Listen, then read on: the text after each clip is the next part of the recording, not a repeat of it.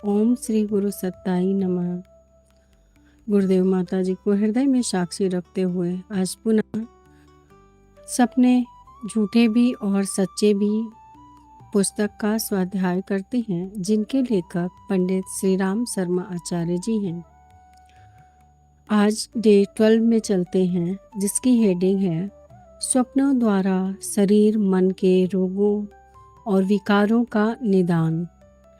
इससे पहले कि हम ये स्वाध्याय शुरू करें, हम भावना करते हैं कि शांति कुंज की दिव्य भूमि पर हम हैं, जहाँ पर निरंतर जप चल रहा है, निरंतर अखंड दीपक जल रहा है और निरंतर यज्ञ वातावरण बना हुआ है।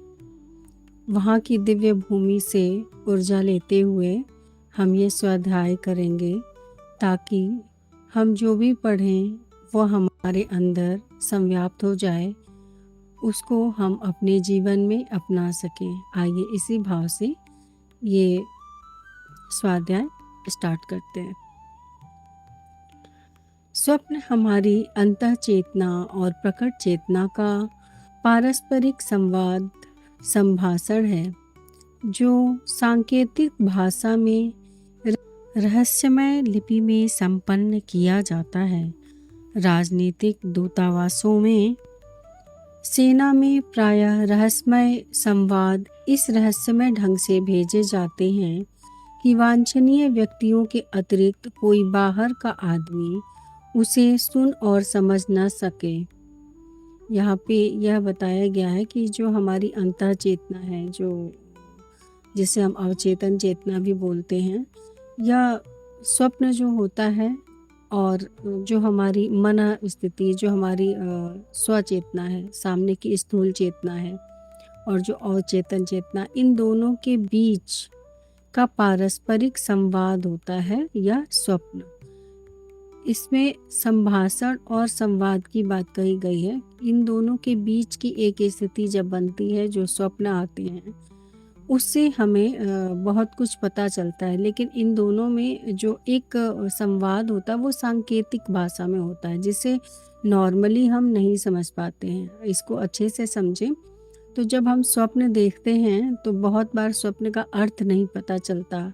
अर्थ कैसे नहीं पता चलता? क्योंकि कुछ स्वप्न ऐसे होते ही हैं कि हमें समझ में नहीं आता। वही जो समझ में नहीं आता, वही एक सांकेतिक भाषा है जिसे हम समझ नहीं पाते हैं। और एग्जाम्पल जैसे दिया गया है कि राजनीतिक दूतावासों में और सेना में ऐसी बहुत सारी चीज़ें होती हैं, रहस्यमय ढंग से बताई जाती हैं, जो कि हर व्यक्ति तक ना पहुँचे। उनको जिस कार्य पे लगना है वो आसानी से उसी कार्य पे लग पाएँ, और सबको पता चले या ना पता चले, उस पे काम हो जाए, ऐसा करके।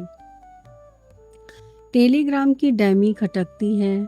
सामान्य बुद्धि के लिए वह खटखट मात्र की ध्वनि है, पर उस कला को जानने वाले लंबे चौड़े संवादों का प्रसंग और पारस्परिक वार्तालाप उसी आधार पर कर लेते हैं। सीने पर स्टेथोस्कोप लगाकर डॉक्टर लोग हृदय क्या कह रहा है यह सुन लेते हैं। वैद्य लोग नब्ज पर हाथ रखकर रोग का निदान किया करते हैं।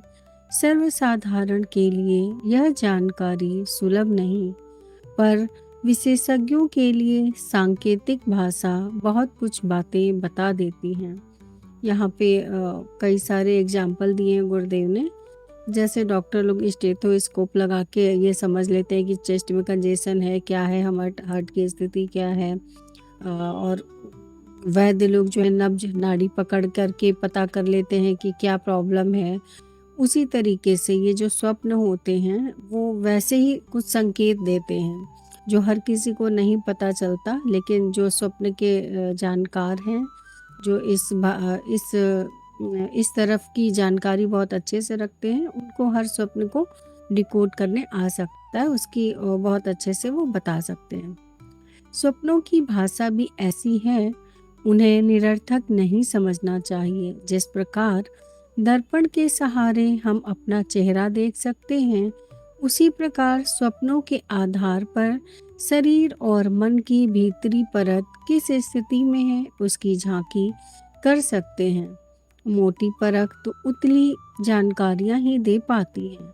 उनके आधार पर सामान्य स्वास्थ्य, प्रत्यक्ष कष्ट, हर्ष, शोक जैसे प्रत्यक्ष विवरण ही विदित होते हैं। यहाँ पे ये बताने की कोशिश की गई है कि स्वप्नों की भी भाषा ऐसी ही होती है, लेकिन ऐसा नहीं है कि वो निरर्थक होते हैं। जो भी स्वप्न होते हैं, जिस तरीके से हम आईने में अपना चेहरा देखते हैं और हमें पता चलता है कि हम कैसे दिख रहे हैं, वैसे ही जो स्वप्न होते हैं हमारे जो है शरीर का और हमारी खुशी का, हमारे कष्ट का, हमारी प्रॉब्लम का, मतलब हर चीज़ों का एक प्रत्यक्ष विवरण देते हैं। ये बात अलग है कि हम उसे समझ पाते हैं या नहीं समझ पाते हैं। सूक्ष्म भी बहुत कुछ है और वह इतना है कि स्थूल से भी भारी समझा जा सकता है। इसे सही स्थिति में जानकर भावी स्वास्थ्य संकट और मानसिक विग्रह से सहज ही बचा जा सकता है। स्वप्नों का विश्लेषण यदि किया जा सके और उनके आधार पर निकलने वाले निष्कर्षों से अवगत रहा जा सके तो आत्मज्ञान की इसे एक महत्वपूर्ण सीढ़ी कहा जाएगा। यानी कि केवल स्थूल रूप से नहीं, सूक्ष्म रूप से भी कहा जाए तो बहुत सारी चीज़ों की जानकारी ये स्वप्न हमें दे देते हैं, और जिससे कि क्या नाम है, आने वाले स्वास्थ्य का संकट, मानसिक संकट चीज़ों से बचा जा सकता है। और यह जो है हमारी आत्मज्ञान की सीढ़ी पे भी एक महत्वपूर्ण कदम या भूमिका निभा सकते हैं। यानी कि अगर हम किसी अच्छे मार्ग पे चल रहे हैं, हम नित्य शुद्ध और बुद्ध हैं, तो उसमें हमें आगे बढ़ने के लिए और क्या-क्या करना है, उसकी भी जानकारी वहाँ से मिल जाती है। वो जो ईश्वर और आत्मा का एक संवाद होता है वहाँ पे, एक तरीके से ये कह दिया जाए। जब हमारी स्थिति ऐसी होती है तो वहाँ से ईश्वर से जो भी संकेत मिलते हैं आगे बढ़ने के लिए, वो उस पे हम लग जाते हैं और वहाँ से बहुत सारे संकेत हमें मिलते हैं। स्टैनफोर्ड विश्वविद्यालय के मनोवैज्ञानिक प्राध्यापक श्री चार्ल्स टी टार्ट ने स्वप्न प्रक्रिया संबंधी शोध में भी यही निष्कर्ष निकाला है कि स्वप्न सर्वथा स्वच्छंद नहीं होते और न वे अकारण आते हैं। उनके पीछे कुछ ठोस कारण विद्यमान होते हैं।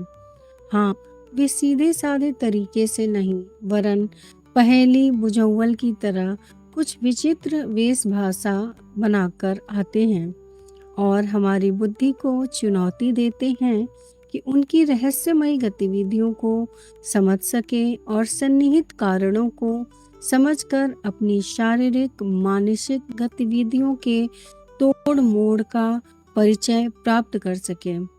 स्टैनफोर्ड विश्वविद्यालय के जो प्राध्यापक थे, मतलब कि हेडमास्टर और मनोवैज्ञानिक दोनों थे, टी टार्ट जी ने, उन्होंने इस स्वप्न की प्रक्रिया पर जब शोध किया तो उन्होंने भी यही पाया कि जो भी स्वप्न आते हैं, ऐसा नहीं है कि उनका कोई अर्थ नहीं होता।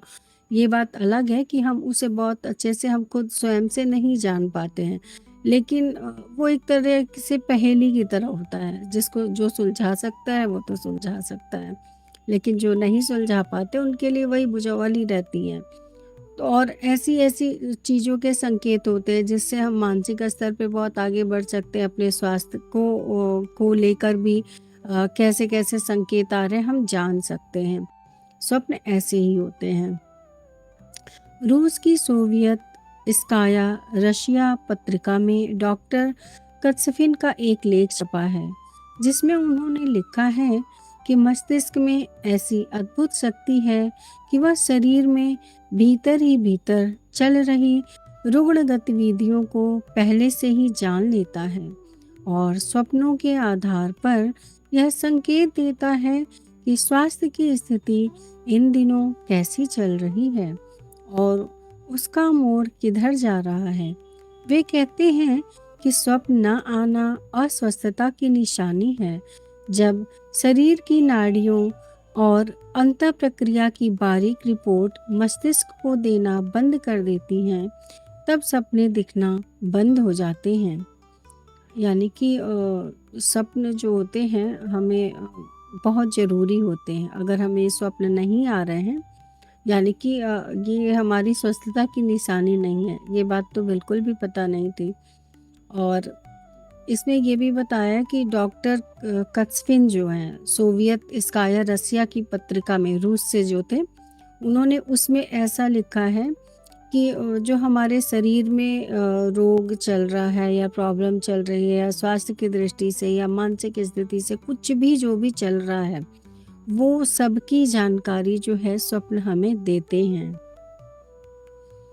आज के लिए इतना ही, और आगे कल पढ़ेंगे। गुरुदेव से प्रार्थना कि हमने अभी जो पढ़ा उसे हम अच्छी तरह से समझ पाएँ और इस पे विचार कर पाएँ और अपने आप को स्वस्थ बनाएँ, मन स्थिति से, शारीरिक स्थिति से, और इसके लिए गायत्री मंत्र ज़रूर अपने जीवन में धारण करें। इसी भाव से ओम शांति। ओम भूर्भुवः स्वः तत्सवितुर्वरेण्यं भर्गो देवस्य धीमहि धियो यो न प्रचोदयात्। सभी को बहुत सारा प्रेम, गुरुदेव माता जी को बहुत सारा दुलार।